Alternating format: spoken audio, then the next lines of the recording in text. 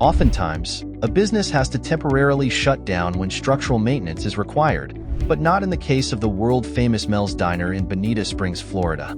The restaurant was able to stay open during the entire process of replacing the age-stressed roof. Not only did the restaurant remain open during the roof replacement, but Seacoast also replaced flashings on over 120 roof penetrations and custom-built angled pipe jack flashings for the front Mel's Diner sign.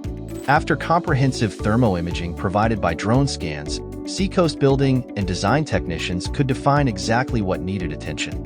PVC was selected because it is highly reflective and can significantly reduce the heat your building absorbs, lowering your energy bills by keeping your building cooler and reducing the load put on the AC units. If your Southwest Florida business is in need of roof repair or replacement, you now have a sure resource by which you can be confident.